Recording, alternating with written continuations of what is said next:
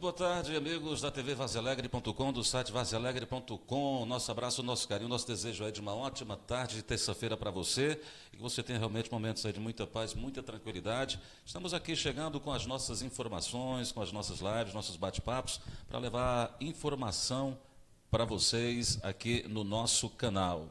Bom, hoje recebendo mais uma vez, aqui o nosso amigo, nosso advogado, Dr. César Júnior, que vai falar sobre as mudanças que ocorreram recentemente em relação a alguns pontos das leis de trânsito, sobretudo em relação a questões de crimes mais graves, crimes ao volante, crimes de lesão corporal ou de morte, enfim. Ele vai explicar para a gente aqui como é que ficam essas novas regras, e como é que fica a situação do motorista, em relação aí, portanto, a essas questões da lei. Doutor César, boa tarde, tudo bem? Boa tarde, Nonato, tudo bem? Sempre um prazer estar aqui novamente. Uma boa tarde a todos os internautas. Vamos lá, né? Pronto, então quais foram os principais pontos em que ocorreram as mudanças em relação às leis de trânsito, que passaram a vigorar a partir agora do dia 19 de abril? Bom, foi uma lei, a lei número 13.546, de dezembro de 2017. Ela é a chamada lei complementadora, Ela é a modificativa também, que ela traz para o Código de Trânsito Brasileiro certas mudanças e acréscimos na questão da punição, especialmente em dirigir alcoolizado. Essa nova lei, ela inaugurou em 4 pontos o Código de Trânsito Brasileiro, especialmente, como você já abordou, na parte de dirigir alcoolizado, tanto no homicídio culposo como nas lesões corporais, e também instituiu um novo crime no Código de Trânsito Brasileiro e uma parte técnica na questão de penalidade do agente autor do fato, Pronto, então vamos começar. Qual é a parte assim, que teve um impacto maior, na sua opinião? A parte que teve impacto maior foi na busca pela maior culpabilidade, uma maior, digamos, punição para o motorista que comete um crime embriagado sob o efeito de álcool ou qualquer substância psicoativa que mude o seu discernimento, Foi uma mudança no artigo 302 do Código, que instituiu o parágrafo 4º, que estabelece que, estando o motorista sob o efeito de álcool ou substância psicoativa, a pena, agora que antes era de 2 a 5 anos, passou a ser de 5 a 8 anos de reclusão. Ou seja, agora é um crime de maior potencial ofensivo, de maior gravidade, também na questão da penalidade. Pronto, então é o seguinte, se o camarada estiver bêbado ou sob efeito de alguma droga, não é necessário, nesse caso, ele cometer um acidente. Nesse caso, no homicídio culposo, quando ocorre um acidente e uma pessoa vem a morrer. Ou ficar gravemente ferida. Não, no caso de gravemente ferida, já é no artigo 303. Pronto. Já muda tanto o artigo como também a penalidade. Na lesão corporal grave, a reclusão é de 2 a 5 anos. Pronto. Então, nesses dois casos, vamos recapitular aqui. A mudança, os anos eram de quanto a quanto e ficou de quanto para quanto? No caso de acidente, ocorrendo um homicídio culposo, que é aquele que você não tem intenção de matar, a pena de reclusão era de 2 a 5 anos e agora passou de ser de 5 a 8. Pronto. E na lesão corporal grave ou gravíssima, a pena era de 1 a 3 e agora passou 1 a 2 e passou agora de 2 a 5 anos. Pronto.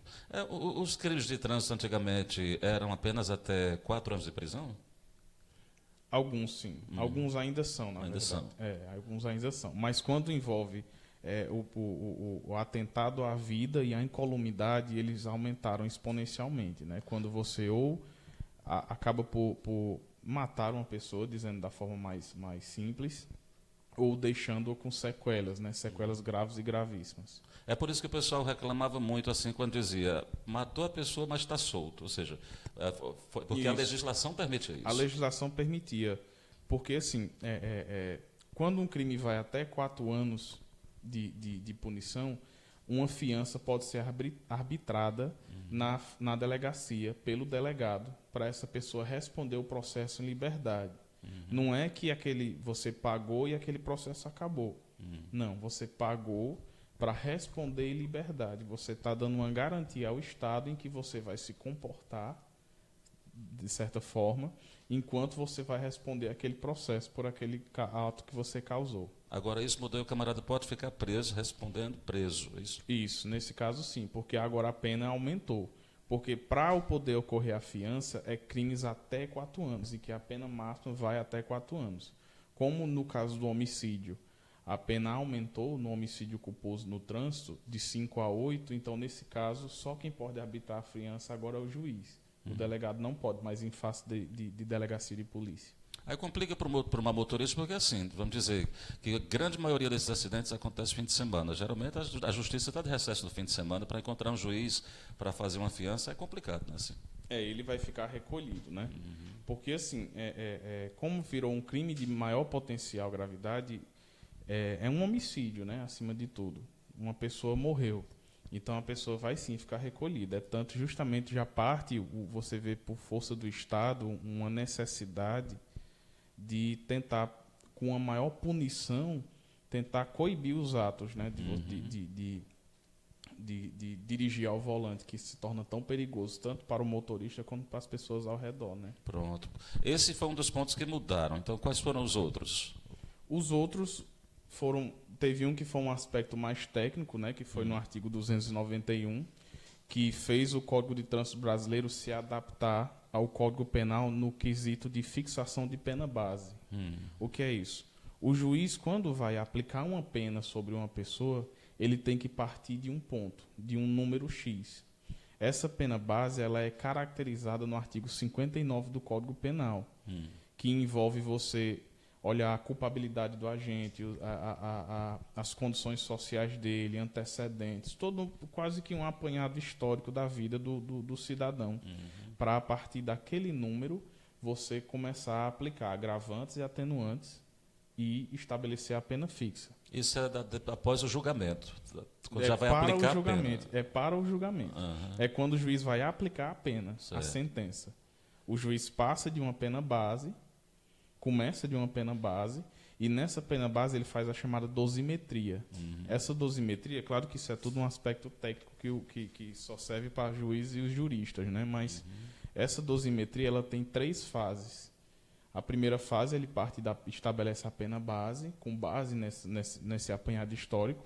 É o quê? Se o camarada é um cidadão de bem, um camarada que Justo. cometeu um erro que foi Como esporádico, foi que aconteceu o crime em si? o acidente, enfim. Isso, o acidente em si. Ou seja, às vezes a pessoa estava bem, aliás, nunca bebe, mas bebeu uma vez, acabou batendo em alguém, enfim, quer dizer, mas aí o histórico dele Isso, anterior entra vai a contar na hora de personalidade do aplicar a pena. agente. Isso, entra a personalidade do agente.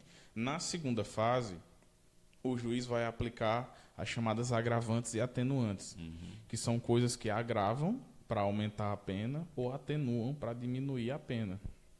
E na terceira fase ele vai usar dos princípios gerais do direito para também agravar ou, por exemplo, diminuir. Um exemplo, se num crime de homicídio a pessoa usa fogo, agrava. Contra ascendente ou descendente, agrava.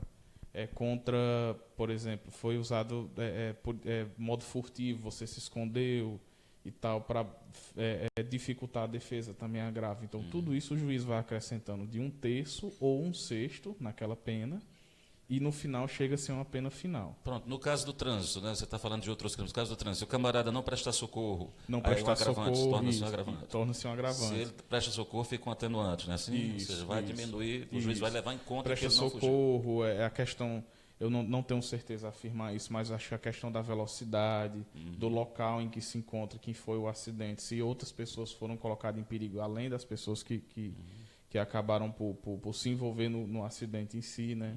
Então, o juiz ele faz um apanhado das informações que ele tem, tanto do crime quanto da pessoa, e nisso ele sai de uma pena base para uma pena sentenciada, que é a pena final do acusado, né? Pronto. E qual foi o outro ponto que mudou? Então, tivemos já o ponto aí do aumento da pena. Isso, do aumento da pena no homicídio culposo. É só no homicídio ou na questão da lesão grave? Porque às vezes a pessoa não morre, mas fica gravemente ferida. Isso, houveram essas duas mudanças, né? tanto no homicídio culposo, quando a pessoa de fato morre, e também na lesão grave ou gravíssima. A regra é a mesma. A regra é a mesma. Foi aumentado essas duas penas. Antes existia uma pena, foi aumentado para esses dois crimes. Vale salientar que são dois artigos diferentes. O homicídio se encontra no artigo 302 e a lesão corporal grave no artigo 303. Então, são condutas diferentes. Uma coisa é a pessoa ser punida por um homicídio culposo no trânsito, outra coisa por uma lesão grave ou gravíssima no trânsito. E fora essas mudanças, teve também a espécie de foi trago para o Código de Trânsito o crime de racha, que é quando você, com seu veículo automotor, não necessariamente estando embriagado, vale salientar, você participa de corridas colocando a incolumidade pública em perigo. Pronto. Você coloca os outros ao redor em perigo. Os famosos rachas que são tão rechaçados aí pela população, né? O camarada pega uma corrida na avenida ali sem se importar com ninguém e manda a brasa só para curtir. Isso. Né? Aí, de repente, mata alguém, deixa alguém gravemente ferido. Aí ele já entra no artigo anterior. Esse vale, que é o artigo 308, de participação de racha, ele é a questão da participação. Pronto. Se ele for pego fazendo racha, em flagrante, ou então através de provas concretas, ele entra no artigo 308. Se ele, participando do racha, atropela e mata alguém, ele já vai entrar no do homicídio culposo. Porque antes não entrava nesses artigos, ou tinha uma dificuldade maior? Não, antes o crime de racha não estava caracterizado no Código de Trânsito, só no Código Penal. Agora ele está no Código de Trânsito também. Então dá mais, Dá mais força ênfase, para a justiça. ênfase, Não é mais isso? força, isso. Pronto. Tá mais embasamento. Né? Agora tem como Isso. aplicar diretamente no racha, né? Assim, Isso, o Código de isso. Trânsito. Isso. Pronto. Então, recapitulando, vamos voltar aqui para o pessoal que está chegando agora. Nós estamos falando aqui das mudanças nas regras de trânsito, as regras que ficaram mais rígidas. Primeiro, em relação ao tempo, né, que o camarada vai cumprir de pena. Isso. Que antes dessas mudanças eram de 2 a 5 anos. Pronto, e agora ficou... De 5 a 8. Pronto. Então, agora o camarada pode passar mais tempo na cadeia. A segunda mudança é em relação... As lesões corporais graves. Em relação... A lesão corporal lesão grave. corporal grave. Se agora o camarada deixar alguém gravemente ferido... Gravemente ferido, com sequelas pro resto da vida ou com qualquer dificuldade, que existe uma diferença doutrinária entre grave e gravíssimo, mas é meramente doutrinária, a pena passou de ser de 2 a 5 anos. Quando o advogado, por exemplo, de acusação, ele que escolhe essa coisa, se é grave ou gravíssimo, ele que vai dizer isso aqui foi gravíssimo. E Não, vai ser... existem Critérios. conceitos e critérios pré-definidos. Porque, salvo o melhor juízo, o Código Penal ele trata até a grave. A gravíssima já é um conceito doutrinário. Eu não tenho certeza. Quero deixar bem claro que eu não tenho certeza. Que faz um pouco de tempo que eu vi isso. Mas a grave, por exemplo, se você ficar mais de 30 dias incapacitado para o trabalho, se você ficar com sequelas para o resto da sua vida, tudo isso influencia. Pronto, e a terceira mudança em relação aos rachas. Isso, foi acrescentado o crime de racha no Código de Trânsito brasileiro, né, que antes só tinha no Código Penal. Agora também tem no Código de Trânsito. Que aí vão ser baseados naqueles dois artigos que você se referiu agora há pouco. E a mudança menos importante, assim, para o povo em geral, né, é a questão da fixação da pena base. Agora vai seguir o modelo do Código Penal. O Código de Trânsito vai seguir o modelo do Código Penal. Né, Como era que o juiz fazia antes? Nonato, eu não vou ter esse conhecimento agora, porque assim... Porque ficava uma coisa meio solta, né? Isso, não... Havia dificuldade até propriamente para o juiz dizer. Isso. Eu não vou saber dizer propriamente para você, porque eu nunca trabalhei em um caso assim, nunca tinha me atentado para estudar. Mas talvez ele até já usava a própria base do Código Penal, mas só como analogia, e agora ficou, de fato... escrito, positivado, né? Que ele agora use tem o como uma Código regra Penal. clara, né? Isso. O melhor continua sendo evitar. O camarada não beber, se beber não for dirigir, não tem jeito. Isso. Vale lembrar que a questão da multa continua, né? Continua. A questão da quantidade que é medida pelo bafômetro continua igual, né? Não houve mudança em relação a isso. Não, e vale lembrar que feito o bafômetro, existe uma diferença entre você ser pego numa blitz e fazer o bafômetro, e existe a diferença entre você cometer um crime, que no caso que a gente vinha falando, né? Você sendo pego no bafômetro, você está sujeito a cometer primeiras infrações administrativas, que tem consequências, ou, dependendo da concentração de álcool no seu sangue, um crime de trânsito. Só lembrando os números. Até 0,04 miligramas por litro de sangue, de álcool no sangue, você está livre. É o número tolerável, até 0,04 mililitros de sangue, miligramas de sangue. De 0,5 a 0,33, você já comete uma infração de trânsito, no qual será imposto medidas administrativas. Quais são essas? Retenção do veículo, uma multa de R$ 2.930 e alguns centavos, quase R$ 3.000. Suspensão do direito de dirigir por 12 meses e a cassação da sua carteira. Essas são as medidas administrativas. Se feito o bafômetro, sua concentração acima de 0,034 miligramas por litro de álcool, aí você comete todas essas medidas administrativas mais o crime de trânsito, que é o crime do artigo 306 do CTB, que é dirigir sob influência de álcool. Eu não sei se o doutor César Grigotti chegou a ler a matéria toda, enfim.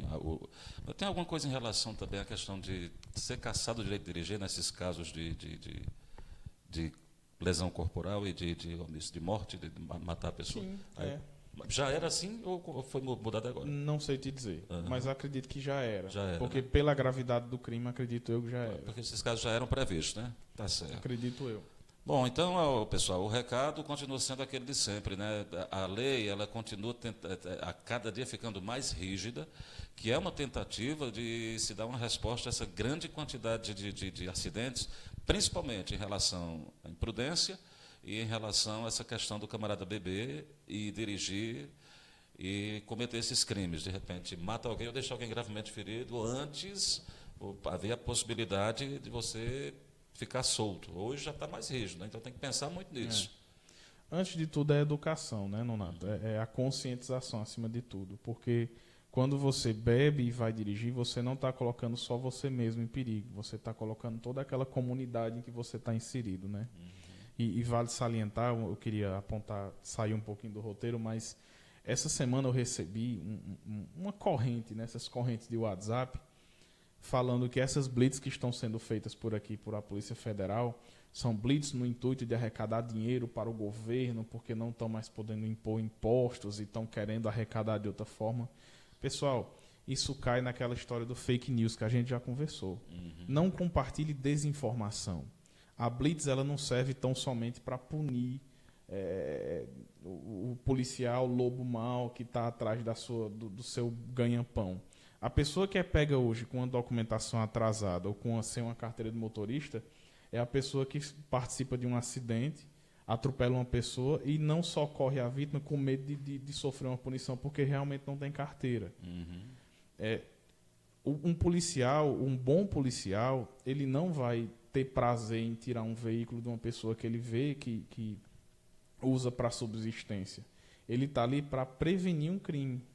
Ele está ali para prevenir uma conduta que pode acabar ceifando a vida de uma pessoa, deixando ela sequelada para o resto da vida. Né? Então, não compartilhem desinformações que vitimizem um criminoso e deixem como criminoso uma pessoa que está tentando melhorar a sociedade, que é um policial, um agente da polícia que está tentando deixar o trânsito mais seguro para todos nós. Né? Isso vale também para o Demutran, para o Detran e todas as pessoas que trabalham nessa operação ostensiva para tentar pegar essas pessoas que estão dirigindo alcoolizadas ou então fora da lei. Né? Na verdade, eu liguei lá para a Polícia Rodoviária Federal, na outra vez que vieram aqui, na vez mais recente agora. E o rapaz que atendeu lá, o policial que atendeu, disse: não, essas blitz elas são normais, não tem nada demais nessa blitz que está acontecendo em Vaza Alegre. Elas acontecem em todo o percurso da BR-230. Tem dia que pega numa cidade, tem dia que pega no outro. Então não tem nada a ver. O trabalho da gente é isso. Tem dia que a gente chega num lugar, pronto, hoje vamos fazer aqui, ou vai ser em outra cidade, onde a BR passa, a gente pode chegar e fazer a qualquer momento. Então não tem nada a ver de especial, não tem nada de especial, não é a procura de bandidagem, nada. É fiscalização normal. Inclusive, ele alertou que vão acontecer com maior frequência né, no dia que eu liguei, ele falou, vão acontecer com maior frequência essas blitz, é provável que a gente volte logo aí na cidade, enfim, é questão do trabalho da Polícia Rodoviária Federal. Né? A melhor forma de você não ter medo dessas blitz é você estar andando regularizado. É difícil, mas é muito melhor você andar regularizado e de consciência limpa do que ficar correndo risco, tanto colocando você em risco, a sua vida, quanto a vida dos outros. Né? Então, não compartilhar desinformação e ter cuidado no trânsito e educação acima de tudo. Né? Tem umas coisas que são muito ruins da gente falar, mas às vezes a gente tem que falar, porque o fato de uma pessoa ser trabalhadora,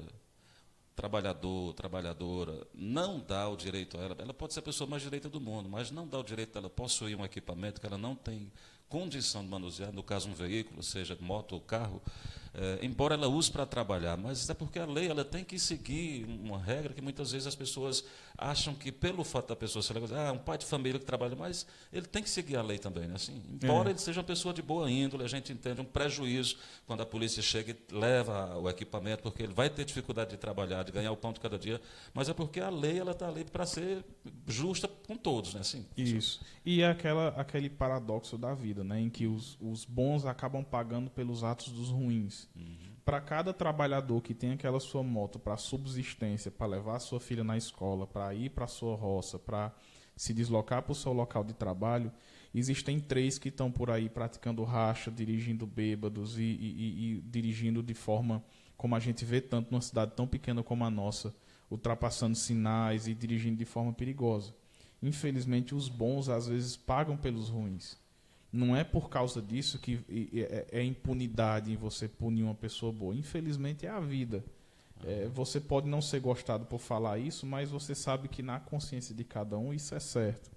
Então, infelizmente, os bons acabam pagando pelos ruins. E sabe o que é uma coisa que acontece muito? O pai tem responsabilidade, não deve trabalhar com veículo, mas o filho, no fim de semana, pega e vai beber e vai... Né? Isso, e acaba prejudicando o pai. Então, aí tem muito a ver em relação, assim, a questão da família mesmo. O que é que vai fazer? A gente não pode interferir nisso aí, e nem o Estado pode. É a questão mesmo da pessoa, as decisões que a pessoa toma, né, e que vai colocar em risco a sua vida, ou a vida dos outros, e aí a lei tem que ser utilizada, não tem outro meio. Isso. Infelizmente, é a única forma de evitar que mesmo numa cidade tão pequena como a nossa, nós já temos tantos acidentes, mas tantas são ocorrências. muitos acidentes aqui, muitos acidentes. Se você for no Demutran atrás dos dados, você fica impressionado. Isso. Mas não precisa nem você ir no Demutran.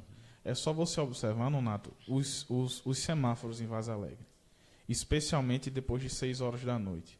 É uma coisa impressionante, o tanto de motoqueiro e motorista de carro também, que não são motoqueiros, que ultrapassam o sinal, que dirigem de forma perigosa, que acham que estão corretos em fazer aquilo, às vezes para ganhar 5, 6 segundos, no máximo 1 minuto da vida. Então, é muito triste. Eu vou dizer uma coisa, o trânsito tem sido uma das coisas mais estressantes que eu tenho notado. Eu não dirijo nada, nem bicicleta. Mas eu andando com o pessoal que dirige, o sinal não pode passar, você não pode deixar o sinal abrir, 3 segundos o camarada já está buzinando como se fosse o fim do mundo. Né? Então, um negócio, eu digo, é muito estressante, meu Deus. Se o camarada passar perto, já diz um palavrão e tudo mais.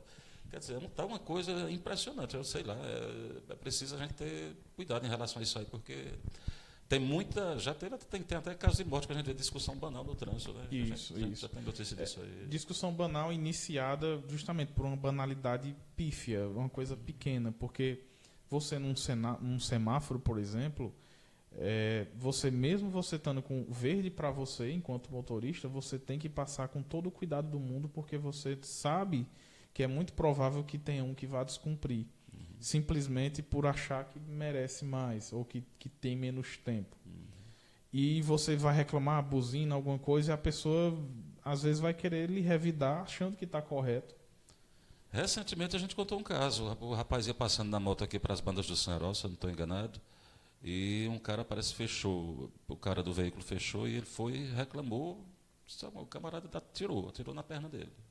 Pois é, entendeu? Preocupante, né? Preocupante, porque é uma coisa que hoje em dia você não tem condição mais de... Está complicado, né? Mas, bom, o que a gente tem que fazer é o seguinte, instruir as pessoas, né? Repassar as informações, as mudanças que estão acontecendo, na tentativa de que esses casos diminuam, né? Esse acidente com morte, com ferimento grave, enfim. E vamos ver o que o pessoal, como é que o motorista vai reagir a partir de agora em relação a isso aí, né? Mais uma mudança mais rígida para que você, que é motorista, possa tomar mais cuidado, porque se você for pego nesses casos aí, vai complicar a situação para você. Esse é o recado que a gente dá. O Estado está cada vez tentando cercar mais o motorista irresponsável para ver se, não pela educação, que claramente não está dando certo, mas talvez pelo bolso dele, né? Pelo bolso ou pela sua liberdade, né? Então... Muito bem. Bom, o doutor César Gregório Júnior está lá, pronto para atender você se precisar, tá? Seja em caso de trânsito, em caso de aposentadoria, em caso de questões civis, criminais, só procurar. Ele vai dizer agora onde é que ele está e que dias e horários que ele atende. Meu escritório é na rua Juvenal Galeno, aqui nessa rua de frente ao mercado, né? Número 44, eu atendo lá em dias comerciais, segunda a sexta, das 7 às 17 horas. E meu e-mail é o contato.cesarjunior@hotmail.com. Meu telefone é o 999950999 e o meu Facebook é César Gregório Júnior. A gente conversa por lá também, marca um horário. Pronto. Agora vamos combinar aqui o seguinte, semana que vem, ele que está dando o tópico, certo? Donato, semana que vem eu quero falar sobre aluguel, locação de imóveis, não é isso? Isso. Pronto. Dá muita confusão, será? Um pouco, né? Um pouco, mas é mais também assim pela questão de que eu acho que grande parte, não só de Vaza Alegre, mas de todo o Brasil, infelizmente, pelas poucas condições de ter sua casa própria, né? Eu acho que muitos ainda estão nessa pendenga do aluguel, né? Então é bom deixar umas regras que é estabelecidas na lei do inquilinato, né? Sobre tanto os direitos e deveres do locatário como do locador, né? Pronto, então tá aí. Semana que vem a gente fala sobre isso. Se você tiver alguma dúvida, alguma pergunta, deixe nos comentários que a gente vai inserindo na nossa pauta, viu? Doutor César, obrigado mais uma vez, tá? Obrigado você, Nonato. Obrigado a todo mundo que assistiu. É sempre bom estar aqui. Até a próxima semana. Pronto. Pessoal, um grande abraço. Obrigado aí pela companhia e continue com a gente. A gente se vê a qualquer momento. Tchau.